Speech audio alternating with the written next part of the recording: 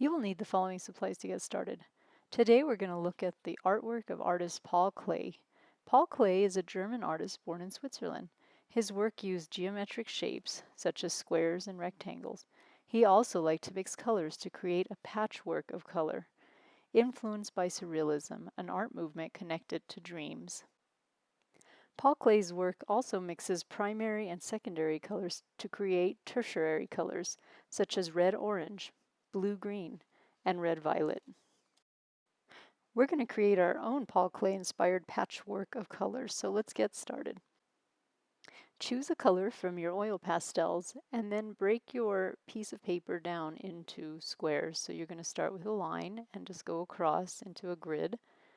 And this doesn't have to be perfect or straight, as you can see in Paul Klee's work. And then you're going to take your watercolors and you're just going to wet each color because you're going to be mixing colors today. So you have permission to mix colors because you'll be cleaning them up at the end. We won't be using black or brown. We will only be using the primary and secondary colors.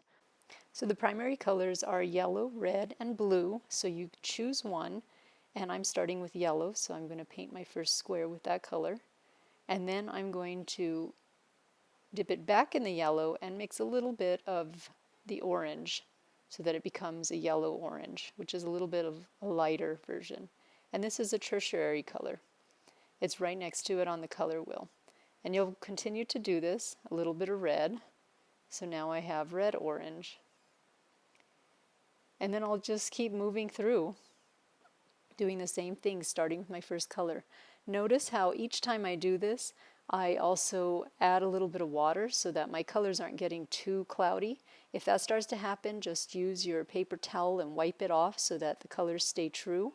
Otherwise, you'll end up with a muddy color palette. So you want to make sure that each time you're mixing, you're also patting it off using your paper towel. So you continue to do this until you have all your squares filled in. And you can challenge yourself to see how many colors you can make.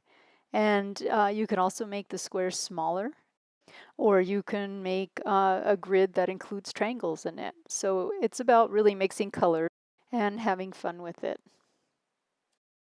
So to clean up, you're going to wet your watercolors again, and then you're going to pat them dry using a paper towel. And that just pulls off the color from color mixing.